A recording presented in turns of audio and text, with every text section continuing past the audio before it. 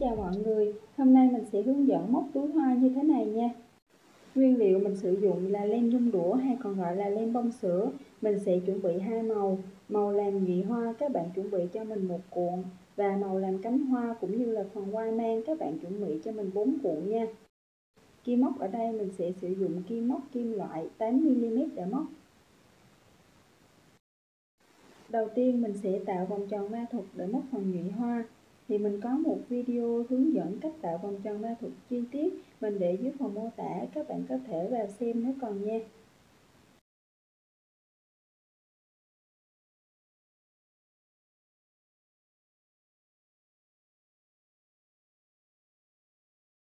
Mình sẽ móc lên một mũi bính. Mình sẽ sử dụng mũi đơn để móc và mình sẽ móc 10 mũi đơn vào hai vòng len này nha.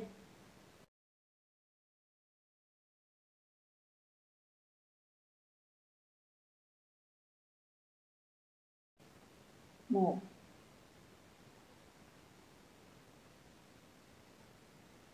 2,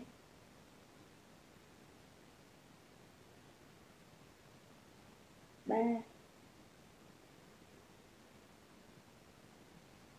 4,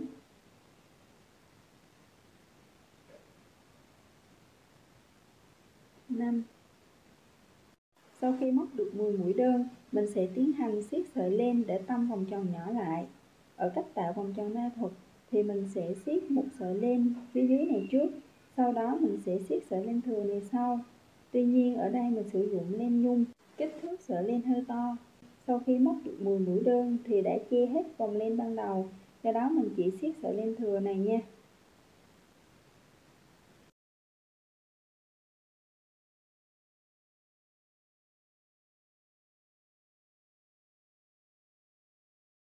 Tiếp theo mình sẽ tiến hành kết vòng tại chân của mũi móc đầu tiên, vị trí này. Móc vào đây một mũi dời.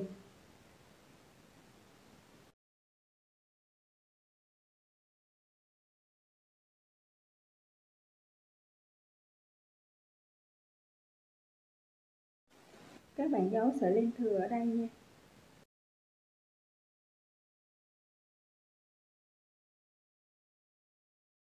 Kết thúc vòng thứ nhất, tiếp theo mình sẽ móc lên một mũi bính để móc tiếp vòng thứ hai. Ở vòng thứ hai này mình sẽ móc vào mỗi chân móc 2 mũi đơn cùng chân. Và chân móc đầu tiên sẽ là chân móc tại vị trí mình vừa móc mũi dời để kết thúc vòng nha. Móc vào đây cho mình 2 mũi đơn. Sợi len thừa mình sẽ giấu cho đến hết vòng thứ hai nha. Mũi đơn thứ nhất,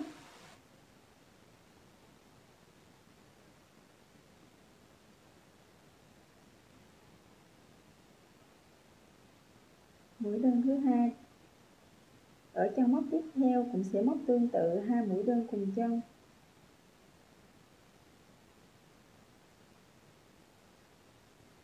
Mũi đơn thứ nhất,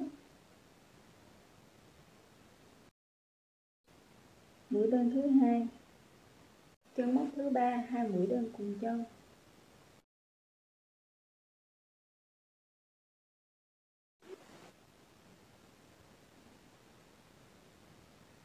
Một,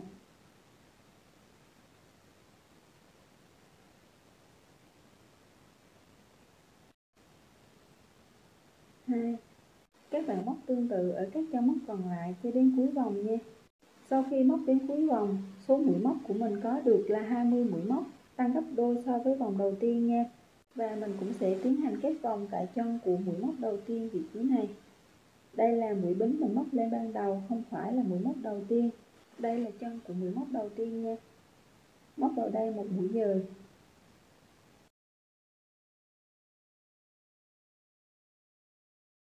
Tiếp theo mình cũng sẽ móc lên một mũi bính để móc tiếp vòng thứ ba. Ở vòng thứ ba này, mình sẽ tăng vòng theo nguyên tắc 12 12 12, tức là một chân móc một mũi đơn, thì ở chân móc tiếp theo sẽ là 2 mũi đơn cùng chân, xen kẽ với nhau như vậy cho đến hết vòng nha. Thì cách tăng vòng này mình cũng đã làm một video hướng dẫn chi tiết, mình để dưới phần mô tả, các bạn có thể tham khảo nếu cần nha. Và chân móc đầu tiên sẽ là chân móc tại vị trí kết vòng, móc vào đây một mũi đơn.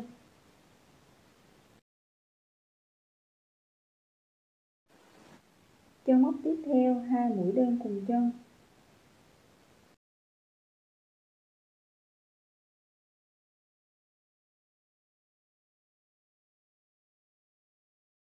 Chân móc tiếp theo 1 mũi đơn.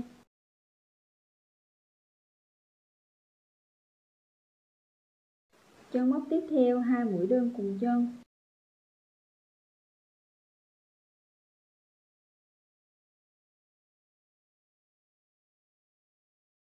Các bạn thực hiện tương tự cho đến cuối vòng nha. Sau khi móc đến cuối vòng thì tổng số mũi móc ở đây mình có được là 30 mũi móc.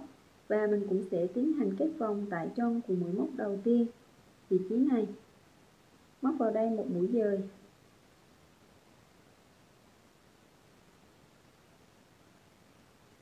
Tiếp theo mình sẽ móc lên một mũi bính, kéo và cắt len kết thúc phần nhị hoa.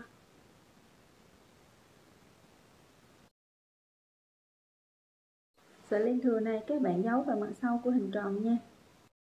Tiếp theo mình sẽ móc phần cánh hoa, thì ở đây mình có 30 chân móc, mình móc 5 cánh hoa, mỗi cánh hoa sẽ là 6 chân móc nha. Mình sẽ dùng len khác màu để móc phần cánh hoa. Đầu tiên mình cũng sẽ tạo mối móc.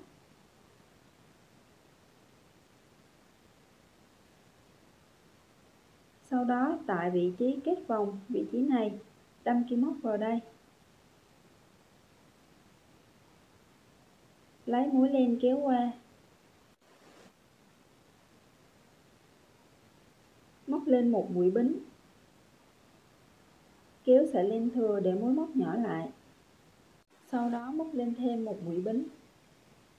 Ở 6 chân móc đầu tiên, mình sẽ móc mỗi chân móc một mũi đơn và chân móc thứ nhất sẽ được móc vào vị trí mình vừa nối len nha, vị trí này. Móc vào đây một mũi đơn. Các bạn nhớ giấu sợi len thừa nha.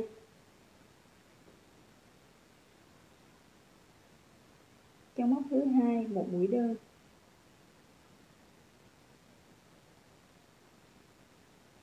Chân móc thứ ba. Chân móc thứ tư.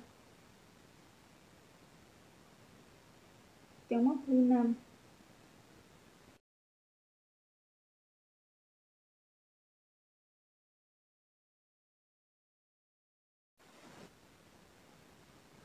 Kết thúc hàng thứ nhất. Tiếp theo mình sẽ móc lên một mũi bính để móc tiếp hàng thứ hai. Quay sản phẩm lại. Ở hàng thứ hai này mình sẽ bắt đầu tăng mũi và mình sẽ tăng ở chân móc đầu tiên và chân móc cuối cùng nha. Cụ thể như sau. Chân móc đầu tiên vị trí này, móc vào đây 2 mũi đơn cùng chân. 1 2. Ở 4 chân móc tiếp theo, mỗi chân móc móc một mũi đơn như bình thường.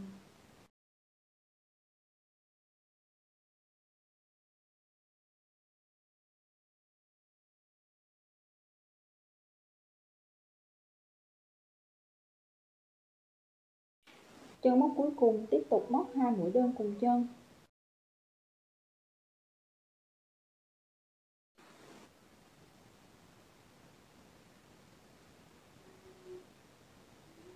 Một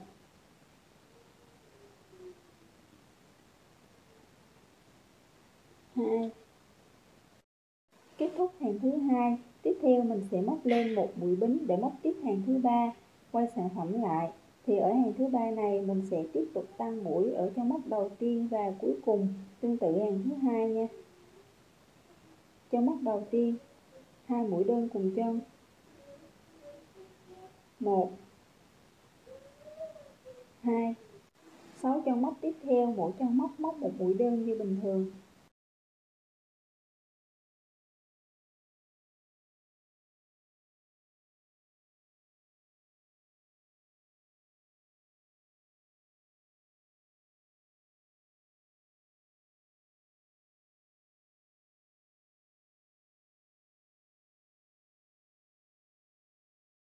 Chân móc cuối cùng móc 2 mũi đơn cùng chân.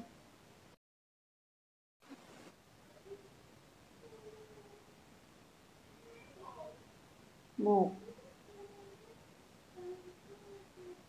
2. Kết thúc hàng thứ 3, tiếp theo mình sẽ móc lên một mũi bính, quay sản phẩm lại để móc tiếp hàng thứ 4. Thì ở 6 hàng móc tiếp theo, từ hàng thứ 4 đến hàng thứ 9, mình sẽ không tăng mũi nữa. Mình sẽ móc vào 10 chân móc này, mỗi chân móc một mũi đơn như bình thường nha.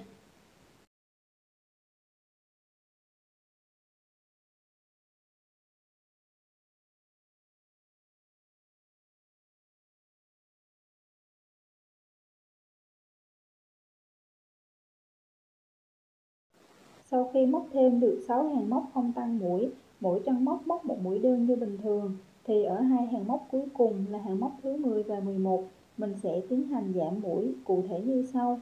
Móc lên một mũi bính, quay sản phẩm lại. Mình sẽ tiến hành giảm mũi ở chân móc đầu tiên và chân móc thứ 2 vị trí này. Mình sẽ giảm 2 mũi thành một mũi nha. Đâm kim móc vào chân móc đầu tiên, lấy len. Tiếp tục đâm kim móc vào chân móc thứ 2, lấy len. Sau khi trên kim móc có 3 mối móc như thế này, mình sẽ lấy len và kéo qua tất cả. Ở 6 chân móc tiếp theo, mỗi chân móc móc một mũi đơn như bình thường.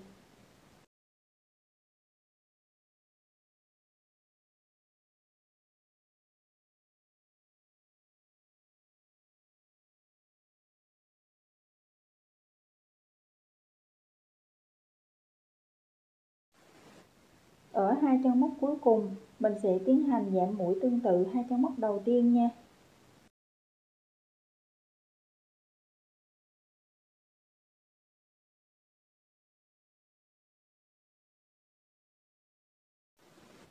Tiếp theo mình sẽ móc lên một mũi bính, quay sản phẩm lại để móc tiếp hàng thứ 11. Thì ở hàng thứ 11 này, mình sẽ tiến hành giảm mũi tương tự hàng thứ 10 nha. Cụ thể như sau, chân móc thứ nhất và chân móc thứ 2, mình sẽ giảm 2 mũi thành một mũi.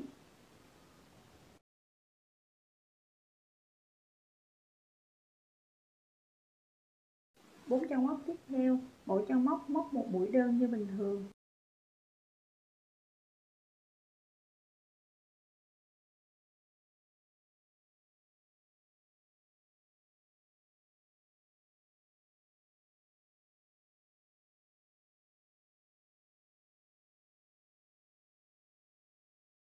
Hai chân móc cuối cùng, mình sẽ tiếp tục giảm 2 mũi thành một mũi.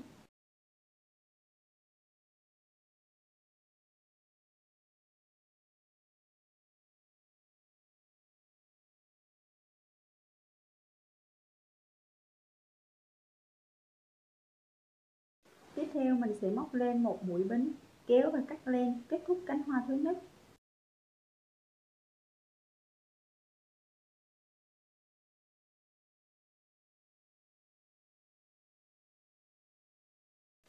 Các bạn thực hiện tương tự ở 4 cánh hoa còn lại nha. Sau khi hoàn thành 5 cánh hoa, thì tiếp theo mình sẽ móc thêm một bông hoa tương tự, tạo thành hai mặt của túi nha. Tiếp theo mình sẽ móc phần hoa mang. Đầu tiên mình sẽ tạo mối móc.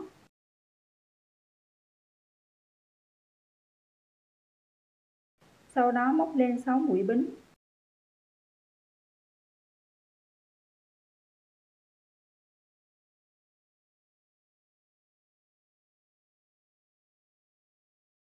Bỏ qua mũi bính này, móc vào đây mũi đơn thứ nhất. Mũi đơn thứ hai.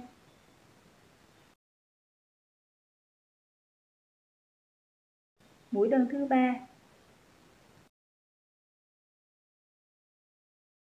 Mũi đơn thứ tư.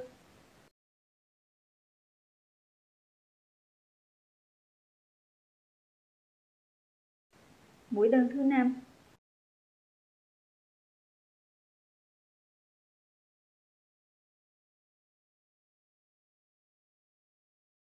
Sau khi móc được 5 chân móc, mỗi chân móc một mũi đơn, tiếp theo mình sẽ móc lên một mũi bính, quay sản phẩm lại để móc tiếp hàng thứ hai. Thì ở hàng thứ hai này mình cũng sẽ móc mỗi chân móc một mũi đơn.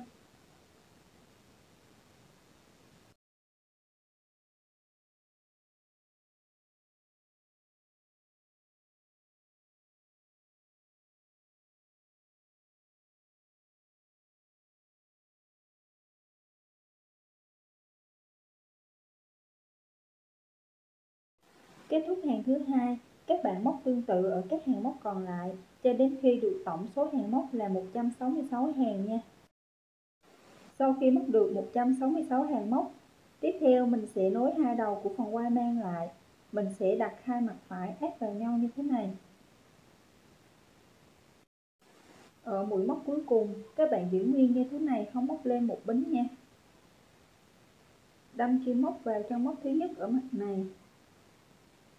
Đâm kim móc vào trong móc thứ nhất ở mặt còn lại.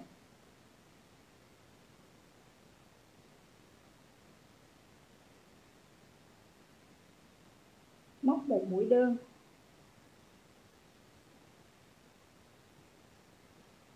Trong móc thứ hai.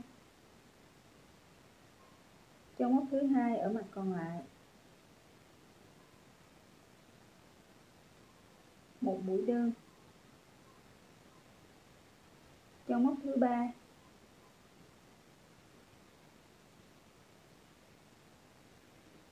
Móc một mũi đơn. Trong móc thứ tư.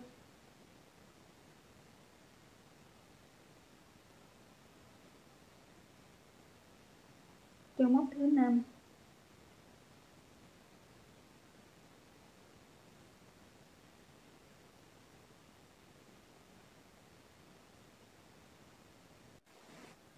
Tiếp theo mình sẽ móc lên một mũi bính, kéo và cắt len.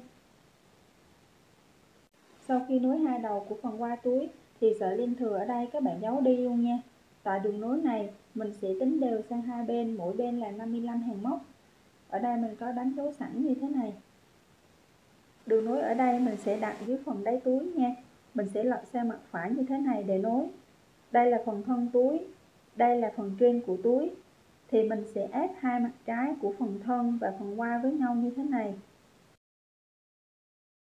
Sau đó tại hàng móc thứ 55, mình sẽ bắt đầu nối tại vị trí này. Nối một vòng sang vị trí này. Và cũng là kết thúc ở hàng thứ 55 còn lại của phần quai túi nha.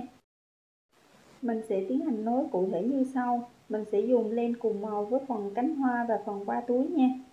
Đầu tiên mình sẽ tạo mối móc. Đây là mặt trái của phần quai và đây là mặt trái của cánh hoa. Mình sẽ áp hai mặt vào nhau như thế này. Sau đó tại hàng móc thứ 55 của phần quai, ở đây mình gọi là hàng móc thứ nhất nha. Mình sẽ đâm kim móc vào trong của mũi móc đầu tiên và chân móc ở phần cánh hoa.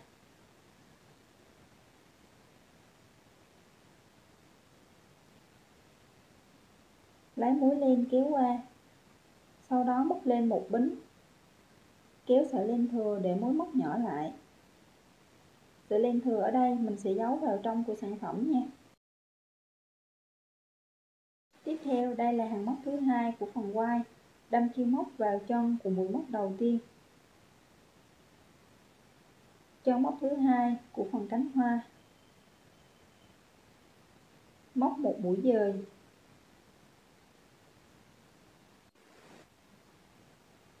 Hàng thứ ba của phần quai.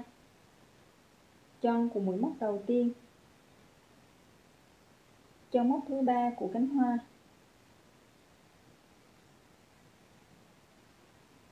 Móc một mũi dời.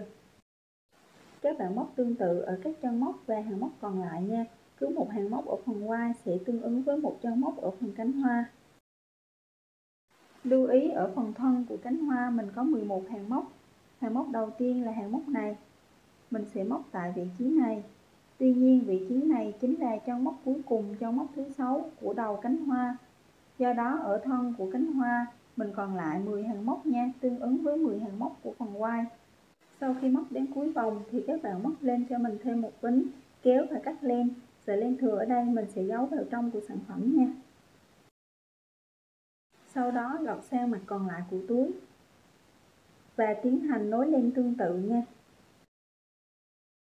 Đây là sản phẩm của mình sau khi hoàn thành. Chúc các bạn thành công nha. Nếu thấy video của mình hữu ích, hãy bấm đăng ký miễn phí bên dưới để ủng hộ mình nhé. Cảm ơn mọi người rất nhiều.